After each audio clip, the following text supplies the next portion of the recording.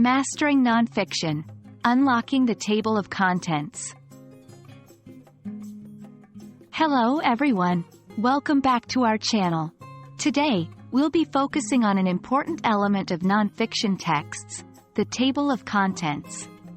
It might seem simple, but understanding and effectively using this feature can greatly enhance your reading comprehension skills. So, let's dive right in. A table of contents is an organized listing of the chapters and major sections of a book. Its primary function is to help you navigate through the book, allowing you to locate specific information quickly. In essence, it's like a map guiding you through the content of the book. The importance of a table of contents in a nonfiction book cannot be overstated. It allows you to understand the structure of the book, see how ideas are organized, and decide which sections are most relevant to your needs. So, if you're looking for a particular topic, a glance at the table of contents can quickly guide you to the right page. Reading a table of contents may seem straightforward, but there's a strategy to it. Start by reading all the headings and subheadings.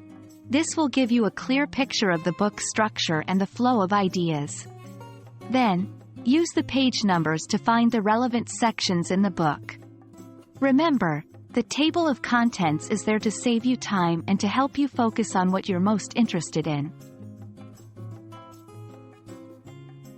Let's do a quick practice to make the most of a table of contents. Imagine you have a book titled, The History of the Universe.